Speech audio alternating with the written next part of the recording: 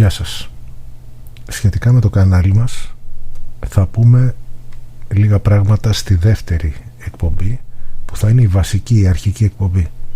Αυτή που βλέπετε τώρα, και ίσως παρακολουθήσετε, δική σας απόφαση, δεν θα μπορούσε να μην έχει θέμα το φοβερό δυστύχημα των τεμπών, το έγκλημα των τεμπών.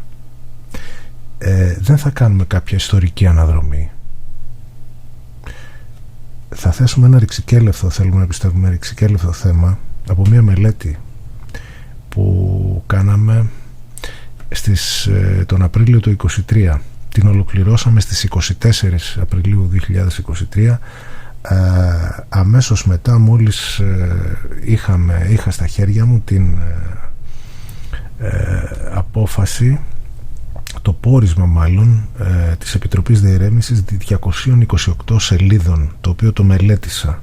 Δεν έχει προσθεθεί κάτι από τον Απρίλιο του 2023 έως σήμερα, γιατί ακριβώς δεν υπόθηκε κάτι, δεν θίχθηκε από κανέναν. Αυτό το ζήτημα το αγνοούν οι πάντες. Απέστειλα λοιπόν αυτή την προσπάθεια που έκανα, αυτή τη μελέτη για το συγκεκριμένο θέμα που θα δείτε στη συνέχεια, σε 3 μέρη, σε 3 ανθρώπους. Έως τώρα δεν γνωρίζω που έχει προωθηθεί. Θα έχουμε πάρα πολύ υλικό στις εκπομπές, δικό μας υλικό, και θα θέτουμε διάφορα ζητήματα διαχρονικά, όχι ζητήματα επικαιρότητας.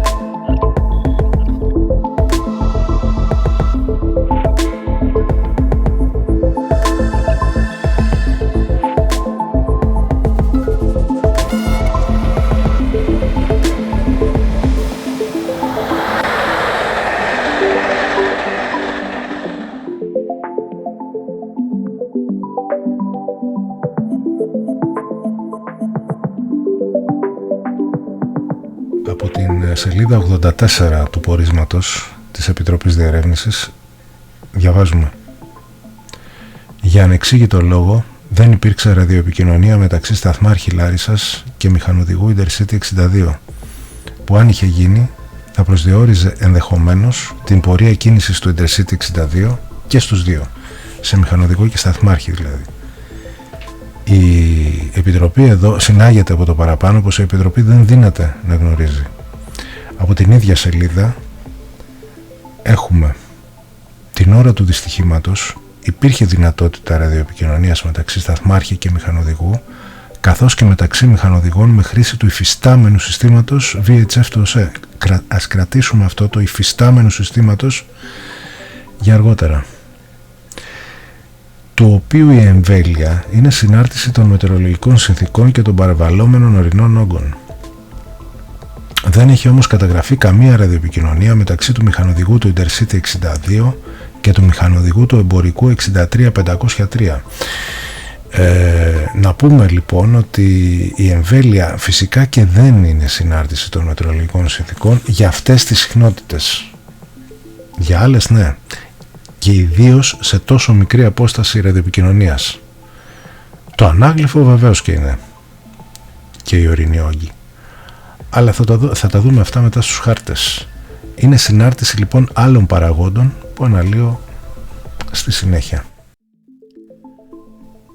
Από την σελίδα 56 του πορίσματος διαβάζουμε: Το μήκος για το οποίο υπάρχει δυνατότητα οπτικής απεικόνησης στον πίνακα τηλεχειρισμού αλλαγών του σταθμού είναι θεωρητικά κατά 1,2 χιλιόμετρα περίπου μεγαλύτερο, αλλά όπως διαπιστώθηκε στην επιτόπου αυτοψία, λόγω κάποιου τεχνικού προβλήματος στον πίνακα τηλεχειρισμού αλλαγών, ένα τμήμα των φωτεινών ενδείξεων, τμήμα εα2, δεν λειτουργούσε. Με τα δεδομένα που ίσχυαν την ημέρα της αυτοψίας, ο χρόνος που θα μπορούσε ο σταθμάρχης Λάρισσας να βλέπει επί του πίνακα τηλεχειρισμού αλλαγών ότι το Intercity 62 κινείται στην γραμμή καθόδου είναι, για ταχύτητα κίνησης 50 χιλιόμετρων την ώρα, περίπου 2 λεπτά. Η Επιτροπή Εμπειρογνωμόνων δεν είναι σε θέση να γνωρίζει αν το πρόβλημα αυτό υπήρχε και τη μέρα του δυστυχήματος. Αν λειτουργούσε το τμήμα εα2, τότε ο χρόνος αυτός θα ήταν περίπου 3,5 λεπτά. Πέραν αυτού του σημείου, η μόνη δυνατότητα ελέγχου της πορείας του δρομολογίου του σειρμού είναι μέσω του ραδιοτηλεφώνου. Εδώ διαβάζουμε πως η Επιτροπή δεν γνωρίζει για το πρόβλημα. Στο τέλος λοιπόν καταδεικνύεται η αξία της ασύρματης επικοινωνίας. Στην σελίδα 88 του πορίσματος διαβάζουμε για χρήση συστημάτων καθαρά τεχνολογικού χαρακτήρα που μπορούν να διασφαλίσουν από τον ύψιστο έως τον απόλυτο βαθμό την ασφάλεια της κυκλοφορίας. Τέτοια συστήματα είναι η φωτεινή πλευρική σηματοδότηση, η τηλεδιοίκηση, τα συστήματα επιβολής αυτόματης πέδησης, μεταξύ αυτών το ETCS, και το σύστημα συνεχούς και απρόσκοπτης ραδιοεπικοινωνίας, αυτό που βλέπουμε να εμφανίζεται παντού στο πόρισμα. Από τα παραπάνω 4, τα 3 πρώτα δεν λειτουργούσαν. Αλήθεια, έφταιγε και γι' αυτό ο σταθμάρχης. Φυσικά και έφταιγε για πολλά που έκανε ή δεν έκανε. Το 4 υπολειτουργούσε ή είχε αφαιθεί στην τύχη του, όπως θα φανεί στη συνέχεια. Η 93 είναι εξίσου σημαντική σελίδα και η τελευταία που εξετάζουμε. Από εκεί διαβάζουμε. Αν λειτουργούσε πλήρως το σύστημα GSMR, ο μηχανοδηγός του Intercity 62 θα είχε τη δυνατότητα, μόλις αντιλήφθηκε ότι κινείται στην γραμμή καθόδου, να επικοινωνήσει με τον μηχανοδηγό του αντίθετα κινούμενο εμπορικού σειρμού 63503 και να συνειδητοποιήσουν και οι δύο ότι βρίσκονται σε συγκρουσιακή πορεία. Θα αποδείξω το ίδιο και για το σύστημα επικοινωνίας VHF, το οποίο επείχε μέχρι την ημέρα του δυστυχήματος θέση κύριου μέσου ραδιοεπικοινωνίας για τον ΟΣΕ. Το βλέπουμε σε αρκετά σημεία του πορίσματος αυτό. Μάλιστα, δεν ομιλεί κανείς για το συγκεκριμένο.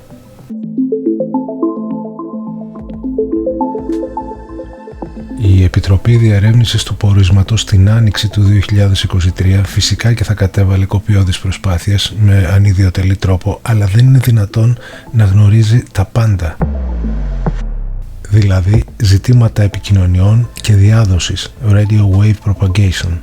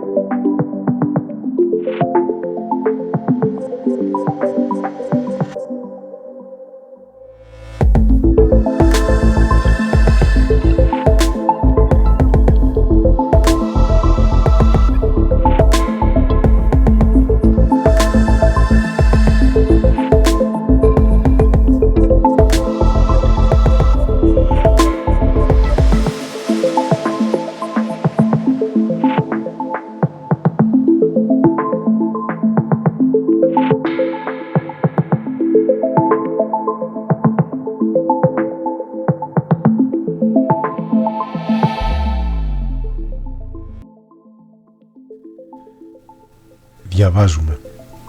Πάντως και το υφιστάμενο σύστημα ραδιοεπικοινωνίας του ΟΣΕ έδινε την δυνατότητα στους δύο μηχανοδηγούς να επικοινωνήσουν μεταξύ τους.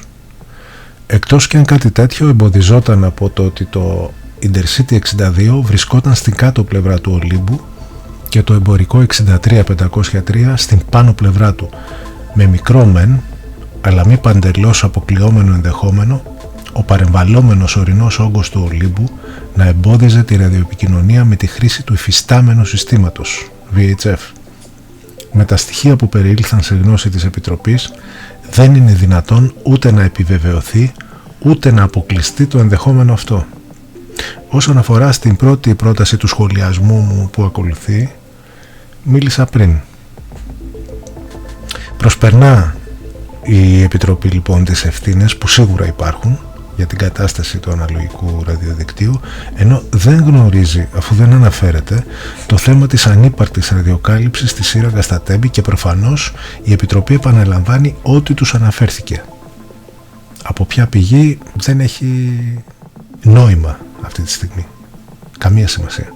Ο παρεμβαλλόμενος, γι' αυτό και γράφει και τονίζει, ο παρεμβαλλόμενος ορεινός όγκος του Ολύμπου να εμπόδιζε τη ραδιοεπικοινωνία με τη χρήση του υφιστάμενου συστήματος VHF. Για τα επόμενα που θα διαβάσετε, μάλλον θα πρέπει να λάβει γνώση ο εισαγγελέας εφετών και η Επιτροπή Διερεύνησης που ορίστηκε από την πλευρά των συγγενών των θυμάτων. Αυτά έγραφα τότε στις 24 Απριλίου του 2023. Στις 23 Τρίτου 2023, ακριβώς ένα μήνα πριν από τη μελέτη που είχα έτοιμη στις 24 Τετάρτου 2023, ολοκλήρωσα καταγραφή μελέτη που είχε στόχο την αποτύπωση επί του πεδίου του αναλογικού συστήματος επικοινωνιών του ΟΣΕ στα VHF στους 150 μεγακύκλους. Συγκεκριμένα όσον αφορά στο κομμάτι της διαδρομής Λάρισσας Νέων Πόρων. Δεν αναφέρομαι σε παλιό ή προηγούμενο σύστημα, γιατί πολύ απλά δεν ήταν τέτοιο.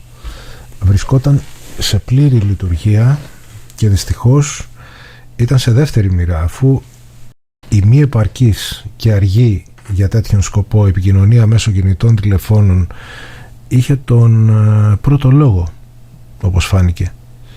Ο χαρακτηρισμός ενός συστήματος σε πλήρη λειτουργία δεν σημαίνει ταυτόχρονα και αποτελεσματική λειτουργία αυτού. Θα αποδείξω το παραπάνω στη συνέχεια με μετρήσεις και εξομοιώσεις σε ψηφιακούς χάρτες ραδιοκάλυψης που έφτιαξα για την περίσταση, μαζί με αληθινά σενάρια αποτελεσματικής λειτουργίας. Τα δεδομένα που εισήγαγα σε ένα από τα πλέον αξιόλογα προγράμματα εξομοίωσης για μοντέλα διάδοσης, Radio Wave Propagation Model, αφορά σε ασύρματες επικοινωνίες, δεν είναι αυθαίρετα, είναι πραγματικά. Μάλιστα εμφανίζω λίγο καλύτερη την απόδοση του υπάρχοντος συστήματος από ό,τι είναι στην πραγματικότητα, του συστήματος του ελληνικού σιδηροδρόμου εννοώ, αλλά εφαρμόζω με μεγάλη αυστηρότητα κανόνες ως προς το προτινόμενο μοντέλο πρότυπο, στο οποίο έχω εισαγάγει περισσότερο σκληρές παραμέτρους. Τις αναφέρω απλά, δεν τις αναλύω εδώ. Ζώνη Φρενέλ εκατέρωθεν των σημείων επικοινωνίας, ή IRP, ERP, PIM για ταυτόχρονη διπλή εκπομπή, ανάγλυφο εδάφους, τεχνητά εμπόδια. Μοντέλο διάδοσης ITM Irregular Terrain Model, Longly Rise, 20 MHz, 20 GHz. Αξιοπιστία 99% υπό οποιασδήποτε καιρικές συνθήκες. Πάμε στο πόρισμα.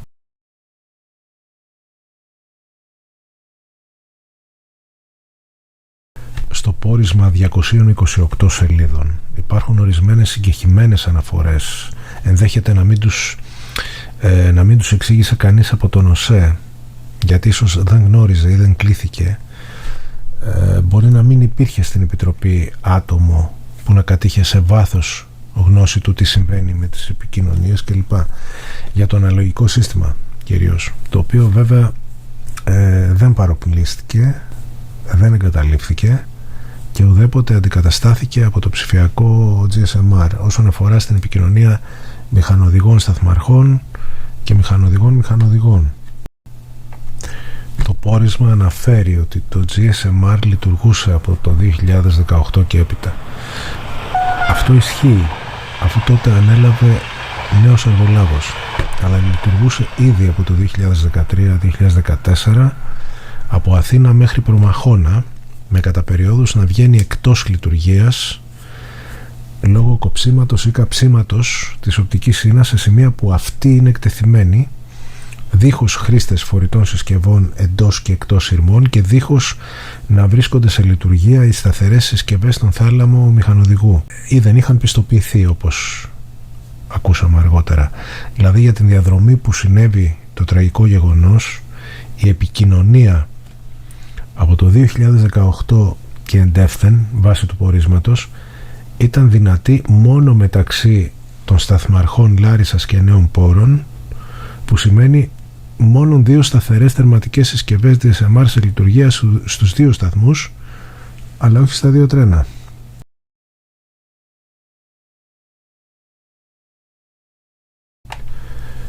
Πριν παρουσιάσω τους χάρτες, ας δούμε την ανάλυση χρόνων κατά προσέγγιση, αλλά κοντά στην πραγματικότητα. Σχεδιάγραμμα 1. Στο σχεδιάγραμμα που έφτιαξα, οι διανυόμενες αποστάσεις για την επιβατική αμαξοστοιχεία και τον εμπορικό σειρμό για το ίδιο χρονικό διάστημα δεν μπορεί να είναι ίδιες, καθότι διαφορετικές οι ταχύτητες των τρένων. Με την πρώτη ματιά ενδέχεται να φαντάζει δυσνόητο, μα δεν είναι. Χρόνοι και αποστάσεις αποτυπώνονται αναλυτικά και κωδικοποιούνται με γράμματα και χρώματα ώστε να ξέρουμε κάθε φορά για ποιο πράγμα μιλάμε. Τέλος, ο συνοδευτικός χάρτης δεν είναι τίποτα ιδιαίτερο, απλώς μια τυπική προβολή του σχεδιαγράμματος στο γεωφυσικό ανάγλυφο. Αξία έχουν οι επόμενοι χάρτες που δημιούργησα, οι οποίοι φυσικά είναι πρωτότυποι και δεν τους έχει στην κατοχή της καμία επιτροπή. Εμφανίζονται για πρώτη φορά εδώ σήμερα.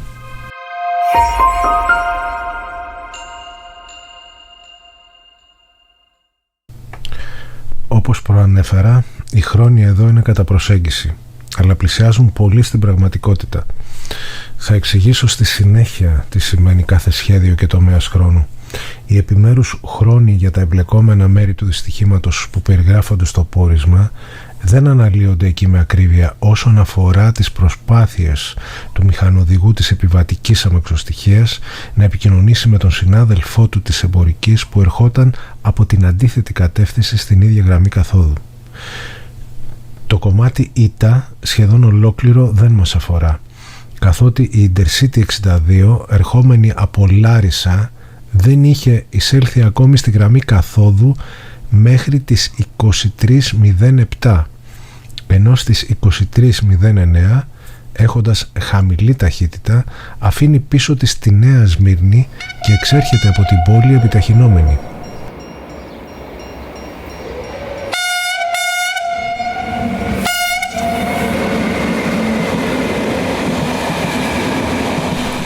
Επαναλαμβάνω, στο κομμάτι Α η επιβατική αμαξοστοιχεία κινείται αργά σωστά από την γραμμή ανόδου και λίγα λεπτά μετά στα γνωστά πλέον κλειδιά 118α, 118β γίνεται αλλαγή εκτροπή προς την γραμμή καθόδου.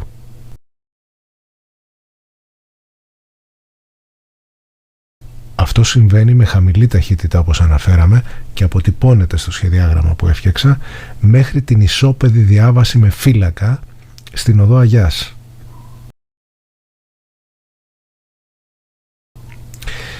Από εκεί και μετά, άγνωστο πόσο μετά, αφού ούτε και η Επιτροπή Διερεύνησης το γνωρίζει όπως αναφέρει στο πόρισμα, ο μηχανοδηγός της επιβατικής κουτσούμπας αρχίζει να αναζητά μέσω κινητού τηλεφώνου τον μηχανοδηγό της εμπορικής. Έτσι έχουμε. Στην καλύτερη περίπτωση του απέμεναν 6 με 7 λεπτά της ώρας. Αν υποθέσουμε ότι άρχισε αμέσως να αναζητά τον συνάδελφό του μηχανοδηγό του εμπορικού σειρμού από τη στιγμή που η επιβατική εισήλθε στη γραμμή καθόδου στις 23:07 περίπου, και η Επιτροπή στο πόρισμα δίνει την ώρα με μικρή απόκλιση.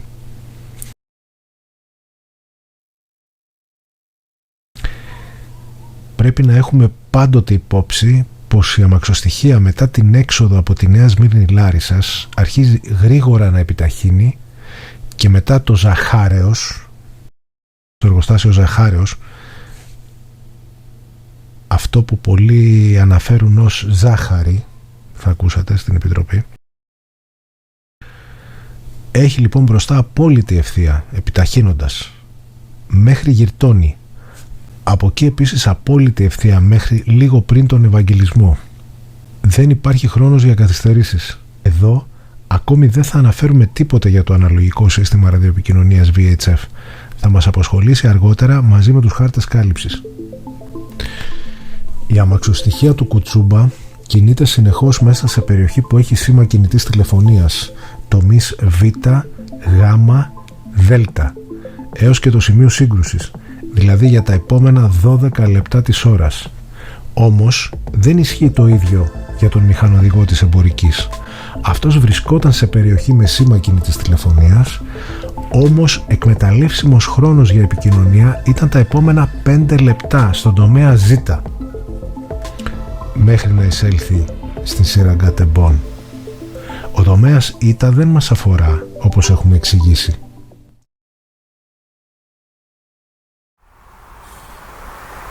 Οι χρόνοι τρέχουν μαζί, παράλληλα, σαν δύο φυτίλια ταχείας καύσης. Από τη στιγμή που η επιβατική αμαξοστοιχεία βγαίνει από τη Λάρισα, με την εμπορική να εισέρχεται 6 με 7 λεπτά μετά στη σύραγγα Τεμπών και στον τομέα Σίγμα Τάφ, όπου δεν υπάρχει ραδιοκάλυψη VHF. Μην γίνει παρανόηση εδώ. Κάλυψη κινητής τηλεφωνίας υπάρχει στις σύραγγες τις οδικές, αλλά όχι στις σύραγγες του σιδηροδρόμου. Άρα, ο Κουτσούμπας είχε καθαρό χρόνο περίπου 5 το πολύ 6 λεπτών για να επικοινωνήσει με τον μηχανοδηγό της εμπορικής. Και αυτό γιατί? Α. Από 23.04 έως 23.07 η αμαξοστοιχεία Intercity 62 κινούνταν κανονικά στην άνοδο. Είναι ο χρόνος πριν από κάθε προσπάθεια επικοινωνίας. Β. Από 23.09 έως 23.14 υπάρχει εκμεταλλεύσιμος χρόνος για επικοινωνία με κινητό τηλέφωνο. Γ. Από 23.14 έως 23.19 η επικοινωνία είναι αδύνατον να γίνει με την εμπορική εντός σύραγγας. Δ. Από 23.19 έως 23.21, 2 λεπτά πριν από τη σύγκρουση, καθίσταται οριακά αναπόφευκτη.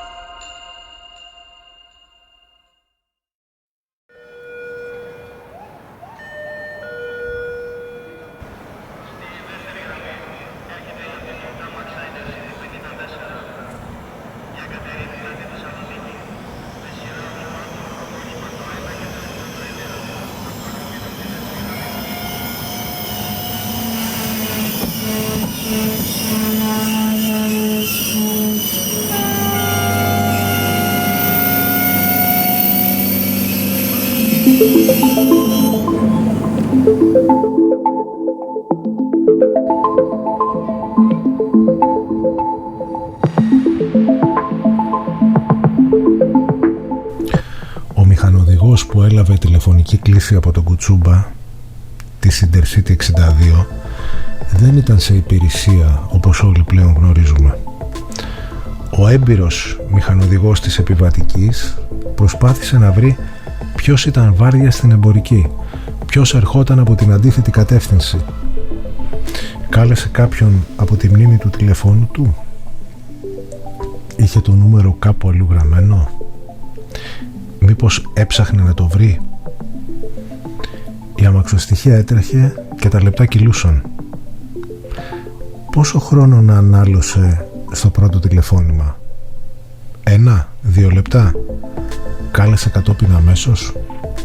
Του είχαν απομείνει 3 έως 4 λεπτά για να εισέλθει στον τομέα Γ, όπου ο ίδιος εξακολουθούσε να έχει σήμα στο κινητό τηλέφωνο, αλλά η εμπορική θα βρισκόταν κατά πάσα πιθανότητα στον τομέα Σιγματάφ, δηλαδή στη Σύραγγα Τερμπών, με την επικοινωνία πλέον ανέφικτη. Λίγο αργότερα, η τηλεφωνική επικοινωνία μεταξύ των δύο μηχανοδηγών θα ήταν εφικτή στους τομείς Δέλτα και Έψιλον αντίστοιχα. Δυστυχώς, στο σημείο αυτό θα είχαν μπροστά τους περίπου 2 λεπτά της ώρας για συνεννόηση, διαπίστωση ότι βρίσκονται σε πορεία σύγκρουσης και πέδηση. Οριακά αναπόφευκτο το δυστύχημα στο κομμάτι αυτό.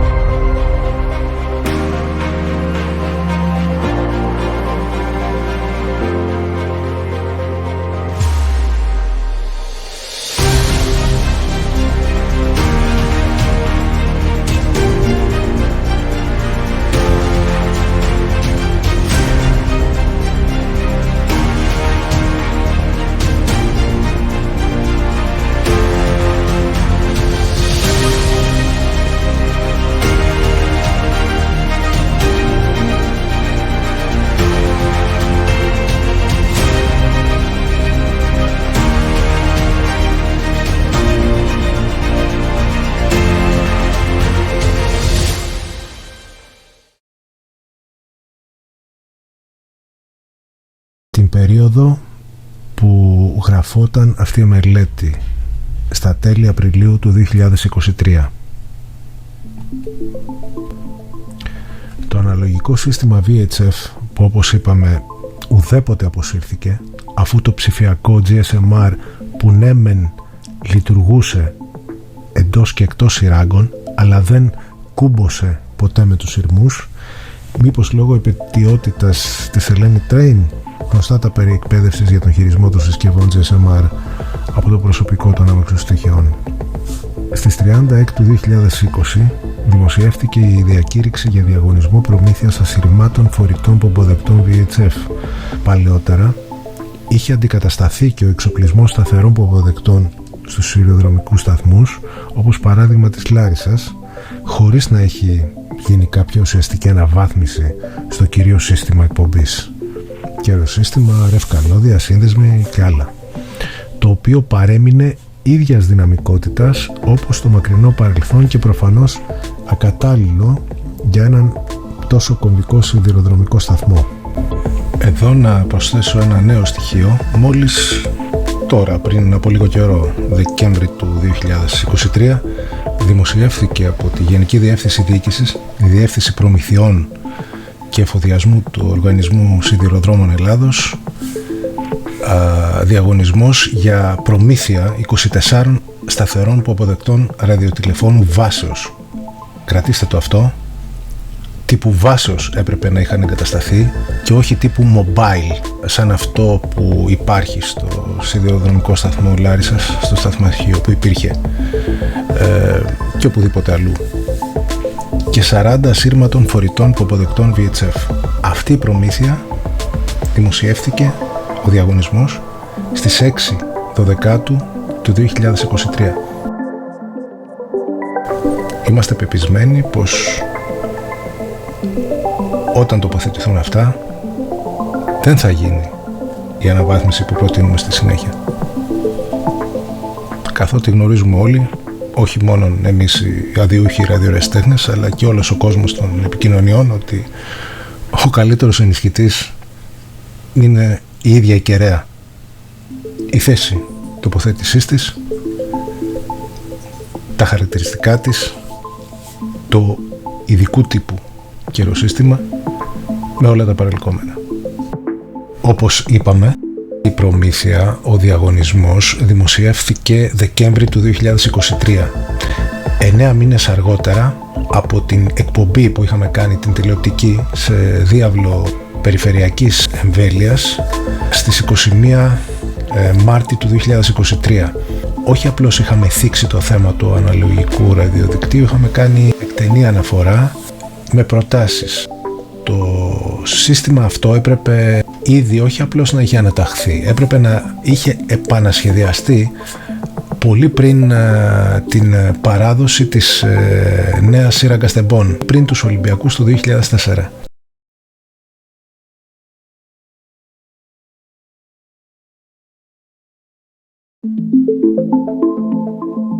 Να γίνει άμεσα, αναφέραμε τα βήματα που είναι εύκολα βήματα χαμηλού οικονομικού κόστους, πρέπει να γίνουν άμεσα ώστε να διασφαλιστεί το σύστημα που, όπως είπατε, θα παρέχει ασφάλεια στο σιδηρόδρομο. Δεν μπορεί το σύστημα που θα παρέχει ασφάλεια στον ελληνικό σιδηρόδρομο να επαφίεται σε τέτοιες κατασκευές χαμηλής ποιότητας. Δεν εννοώ τις κατασκευές που έκαναν μέσα στους σταθμούς οι εργολάβοι που ήταν άψογες πραγματικά, όπως δείξαμε. Αλλά όλη αυτή η υποδομή του κορμού δικτύου, του backbone της οπτικής ίνας, αυτές οι εικόνες, κοιτάξτε λίγο τι συμβαίνει. Τόσα χρόνια δούλευε το σύστημα VHF, έτσι, το αναλογικό σύστημα, περίπου στους 150 μεγακύκλους. Από το δυστύχημα του Δοξαρά Ορφανών τον Ιανουάριο του 1972, που σταδιακά προσθέθηκαν αυτά, πρέπει να σκεφτούμε το εξής. Η νέα μεγάλη σύραγγα τεμπών, δόθηκε ένας κλάδος το 2001 δοκιμαστικά. Από το 2005 έως το 2012-11, όταν ήταν σε πλήρη ανάπτυξη το GSMR, που τελικά δεν λειτουργήσε ποτέ, κάποιες δοκιμές εκτελούνταν από συνεργεία, γιατί δεν καλύφθηκαν τα τέμπη με δύο πάρα πολύ φθηνούς αναμεταδότες VHF αναλογικούς, που το κόστος οχριά μπροστά σε αυτά τα ποσά που δόθηκαν. Βέβαια, να καλύπτεται το τούνελ. Δηλαδή, έμεινε τόσα χρόνια έτσι, χωρίς να υπάρχει έστω αυτή η αναλογική επικοινωνία, και μάλιστα τώρα, αυτή τη στιγμή γίνει η αποκατάσταση, θα πρέπει, όταν γίνεται μετάβαση σε ένα νέο σύστημα, κρατάς το παλιό για κάποιο διάστημα ή το εμπλουτίζεις. Αυτό το σύστημα δεν πέφτει σχεδόν ποτέ. Αν γίνει σωστά η εγκατάστασή του, είναι μια άλλη φιλοσοφία σύστημα, όμως αυτό που είναι να σου δώσει τη στιγμή του κινδύνου, στιγμιαία, θα σου το δώσει. Οπότε πρέπει να παραμείνει και να εμπλουτιστεί. Το σύστημα είχε αφαιθεί να λειτουργεί όπως δεκαετίες πριν, όσον αφορά στην αποδοτικότητα, στην απόδοση του μάλλον, και στη δυναμικότητά του. Στο σταθμαρχείο όπου βρίσκεται το σύστημα εκπομπής VHF, καθώς και το GSMR, αλλά αυτό δεν μας απασχολεί στην τρέχουσα φάση, η ραδιοεπικοινωνία γίνεται με πομποδέκτη τύπου mobile της αυστραλιανής εταιρείας Simoco, σειρά SRM 9000-9030, με μέγιστη ισχύ εξόδου στα 25 W. Με το αναλογικό σύστημα ασύρματης επικοινωνίας VHF, η αποκατάσταση κλήσης από το σταθμαρχείο προς τον κινούμενο σειρμό γίνεται ακαριαία, αν ο δεύτερος βρίσκεται μέσα στην περιοχή εμβέλειας εκπομπής του πρώτου. Τα ίδια ισχύουν σε περίπτωση που η κλίση γίνει αντίστροφα από τον κινούμενο σειρμό προς το σταθμαρχείο.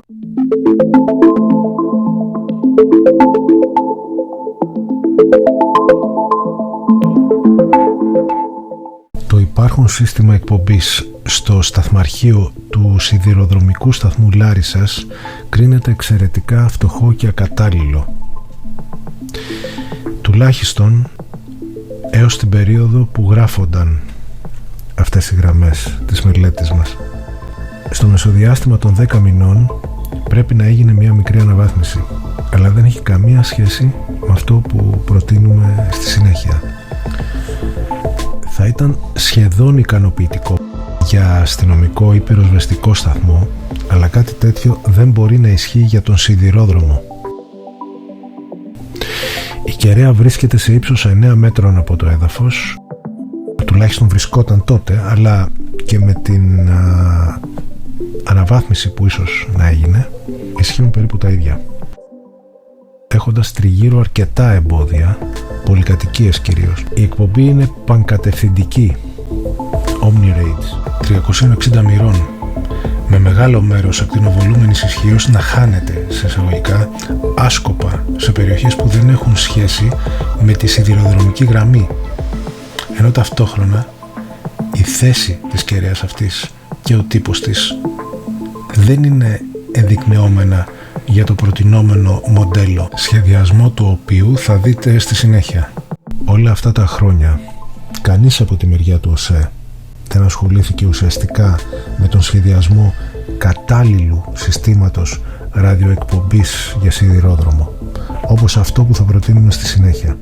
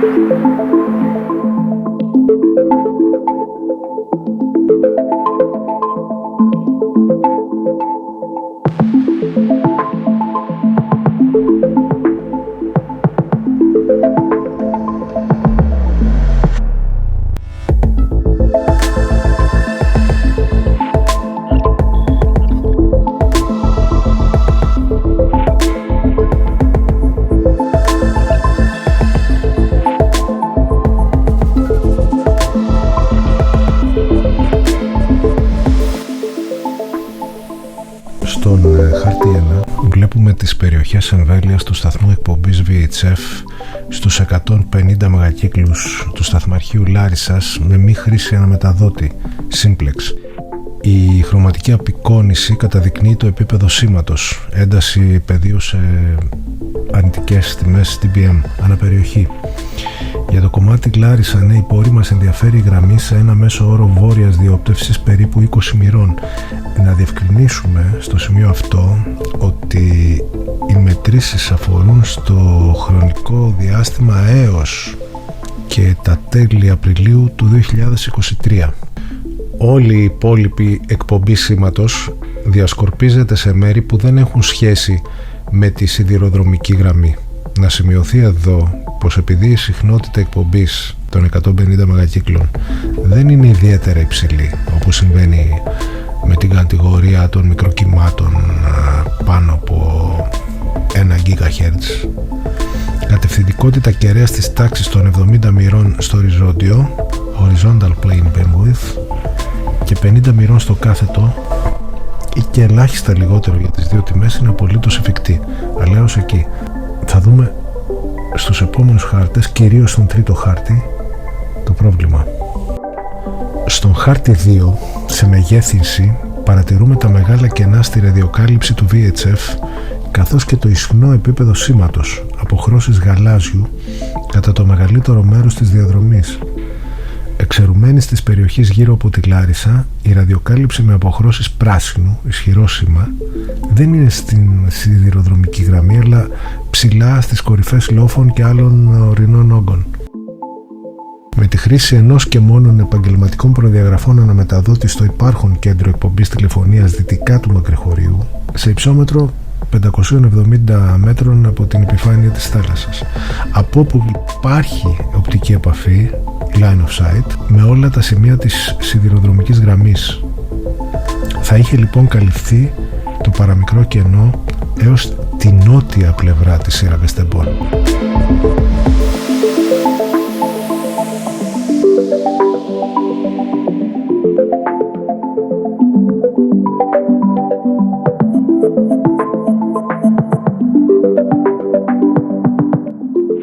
Συνδυαστικά επιβάλλεται η εγκατάσταση ενός ακόμη συστήματος αναμετάδοσης χαμηλής ισχύως, εξόδου περίπου 10 W.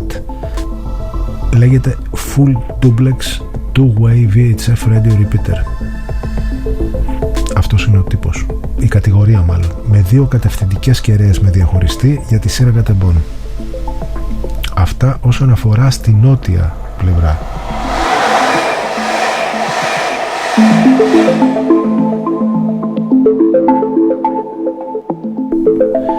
Για τη βόρεια διαδρομή της σιδηροδρομικής γραμμής ισχύουν ακριβώς τα ίδια.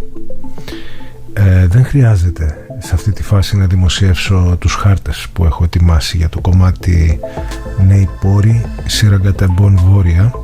Είναι πλεονασμός. Από την περίοδο 2004-2005 και έπειτα, ουδής από τον ΟΣΕ ασχολήθηκε να βελτιώσει το σύστημα ραδιοεπικοινωνίας VHF και κυρίως να μεριμνήσει ώστε να δοθεί ραδιοκάλυψη στις σύραγγες που τότε είχαν ολοκληρωθεί το 2004 περίπου.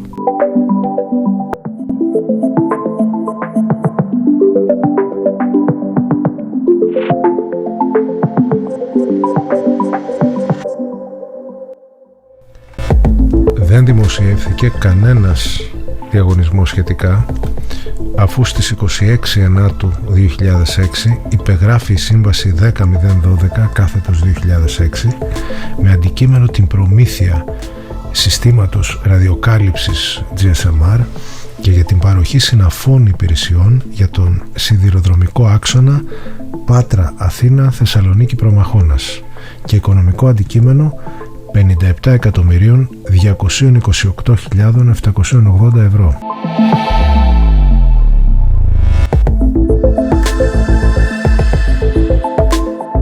Δυστυχώς, μετά από 4 παρατάσεις, διαβάζουμε στο πόρισμα: η σύμβαση 10.012/2006 του συστήματος ραδιοκάλυψης GSMR με συναφείς υπηρεσίες, καλύπτοντας τον άξονα Πάτρα, Αθήνα, Θεσσαλονίκη, Ιδωμένη, Προμαχώνας, ολοκληρώθηκε και παραδόθηκε από την ανάδοχο στην Εργοσέ και από την Εργοσέ στον ΟΣΕ με υπερδεκαετή καθυστέρηση. Παρόλα αυτά όμως, το 2023 το σύστημα αυτό δεν είχε τοποθετηθεί σε όλους τους νέους σειρμούς της Hellenic Train.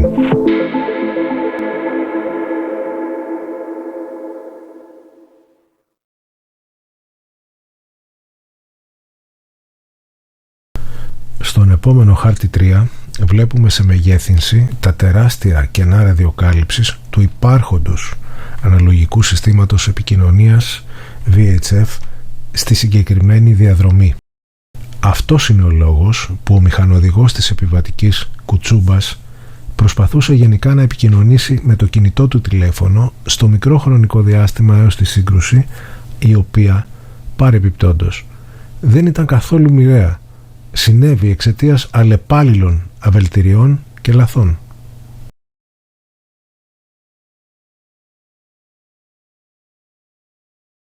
Στον χάρτη 4 βλέπουμε την εξομοίωση εκπομπής από τον χώρο του σιδηροδρομικού σταθμού, όχι από το σταθμαρχείο, αλλά από τον ανοιχτό χώρο νότιο-ανατολικά από τις αποβάθρες, για ένα καθόλου εφικτό σενάριο.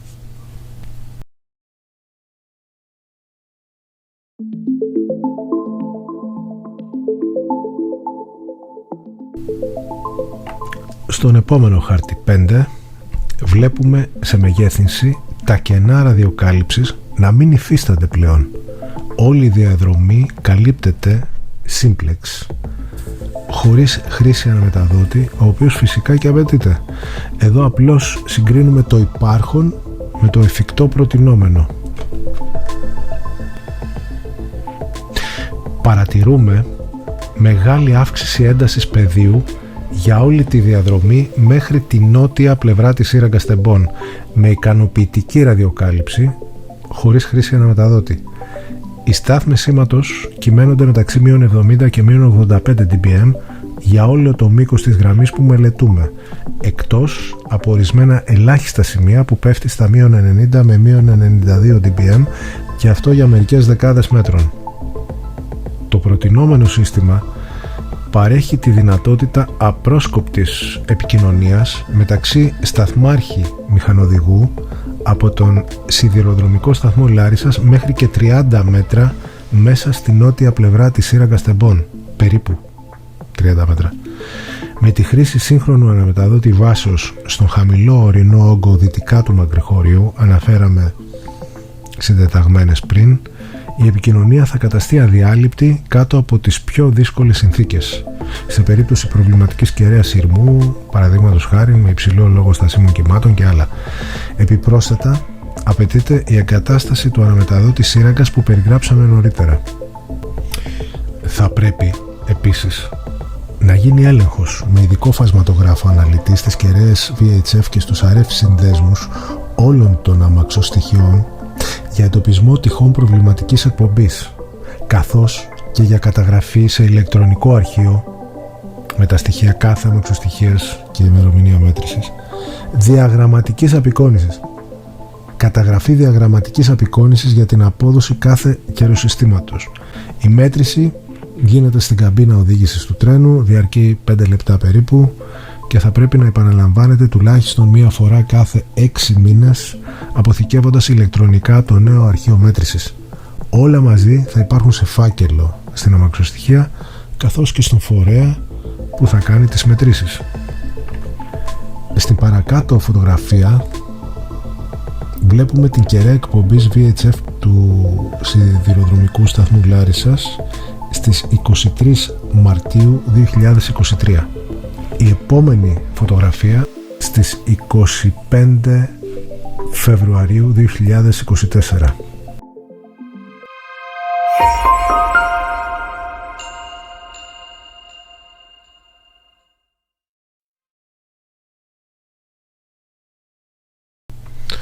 Στις σύραγγες δεν δόθηκε ποτέ ραδιοκάλυψη VHF, ενώ ήταν εφικτό με διατάξεις εξαιρετικά χαμηλού κόστους, προφανώς γιατί η υπεύθυνη του ΟΣΕ επαφίεντο στην έλευση του GSMR, η λειτουργία του οποίου όμως καθυστέρησε για πάνω από 6 με 7 έτη. Το 2013 ήταν ήδη σε λειτουργία μέχρι προμαχώνα, αλλά χωρίς χρήστες, ενώ μέχρι τον Μάρτιο του 2023 δεν είχε διασυνδεθεί με τους σειρμούς. Το ίδιο σύστημα VHF αφέθηκε ως είχε, όπως δηλαδή λειτουργούσε και στις αρχές της δεκαετίας του 1980 με κάπως διαφορετικό εξοπλισμό σήμερα, αλλά τίποτε το ιδιαίτερο όσον αφορά στη βελτίωση της απόδοσης, και δεν εφαρμόστηκε ποτέ σχεδιασμός σύμφωνα με τη χάραξη της νέας γραμμής και τις νέες ανάγκες. Ακριβώς τα ίδια ισχύουν και προς την νότια κατεύθυνση της σιδηροδρομικής γραμμής προς Παλαιοφάρσαλο, προτινόμενη κατευθυντική εκπομπή με κέντρο περίπου 200 μοίρες. Εν κατακλείδη, αν το σύστημα VHF λειτουργούσε σχεδιαστικά όπως το παρουσιάζω εδώ, το παρουσιάζω χωρίς πλήρη τεχνική περιγραφή χαρακτηριστικών, καθώς δεν βοηθάει σε αυτή τη φάση με τα αναλυτικά στοιχεία στη διάθεση οποιοδήποτε. Οι μηχανοδηγοί θα είχαν δυνατότητα άμεσης ή καλύτερα ακαριαίας επικοινωνίας με το πάτημα ενός και μόνο κουμπιού. Μια τέτοια επικοινωνία μέσω VHF θα ήταν απολύτως εφικτή οπουδήποτε κι αν βρίσκονταν οι σειρμοί εντός ή εκτός σειράγκων. Όσο και αν καθυστερούσαν με τα διαδικαστικά ή τη συνήθη τυπική στοιχομηθεία ραδιοεπικοινωνιών, θα είχαν όλον το χρόνο στη διάθεσή τους να διαπιστώσουν ότι κινούνται στην ίδια γραμμή της καθόδου και θα ακινητοποιούσαν τους σειρμούς έχοντας μπροστά επαρκή χιλιομετρική απόσταση για πέδηση. Και όλα αυτά, ακόμη κι αν τα υπόλοιπα συστήματα προστασίας και τηλεδιοίκησης ήταν εκτός, που τελικά ήταν όλα εκτός λειτουργίας. Το φοβερό δυστύχημα θα μπορούσε να είχε αποσοβηθεί ακόμη και μόνον από αυτό το εύληπτο στη λειτουργία του και φθηνό στη συντήρησή του σύστημα. Δεν το υποστηρίζω απλώς, το πιστεύω βαθιά.